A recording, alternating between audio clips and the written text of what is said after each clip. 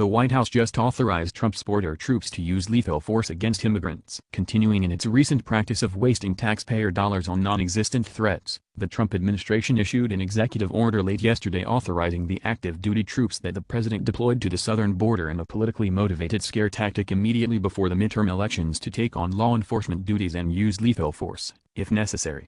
According to the Military Times, the authorization was signed by White House Chief of Staff John Kelly rather than President Trump himself, who left Washington, D.C. early for the holidays to spend his Thanksgiving golfing at his Mar-a-Lago resort in Florida, and was described as a cabinet order, a previously unused designation for executive branch orders. The order is likely to face legal challenges since it stands in direct opposition to the terms of the Posse Comitatus Act, a 19th century federal law that restricts military participation in law enforcement activities unless Congress specifically authorizes it, preventing direct contact with civilians, including immigrants.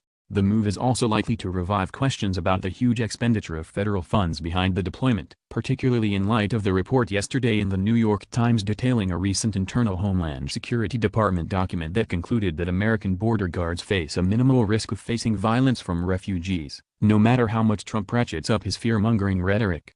The order issued by John Kelly allows the approximately 5,900 active duty Department of Defense military personnel to perform those military protective activities that the Secretary of Defense determines are reasonably necessary to protect border agents, including a show or use of force, including lethal force, where necessary, crowd control, temporary detention, and cursory search. According to the Military Times, the Congressional Research Service, the nonpartisan research agency for Congress, has found that case law indicates that execution of the law in violation of the Posse Comitatus Act occurs, a. when the armed forces perform tasks assigned to an organ of civil government, or b. when the armed forces perform tasks assigned to them solely for purposes of civilian government. However, the law also allows the president to use military force to suppress insurrection or to enforce federal authority, CRS has found. Despite that last exception, Defense Department officials say that the language used in the order was carefully constructed to avoid violating the bedrock legal restrictions outlined in the Posse Comitatus Act. While the law was initially enacted to prevent states from being occupied and controlled by federal troops, it has in practice evolved into a rule that prohibits the president from using the armed forces from conducting any types of domestic crowd control or law enforcement, ensuring that the U.S.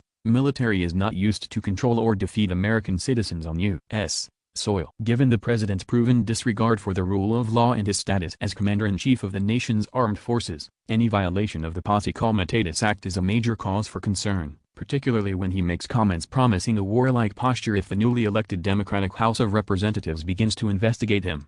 With Trump already used to rallying his base into acts of violence like the attempted assassination of the entire Democratic leadership with nailed pipe bombs and the assault on a Pittsburgh synagogue, allowing him the power to order troops to deploy on U.S. soil is a major turning point that the country may never be able to survive as a democracy.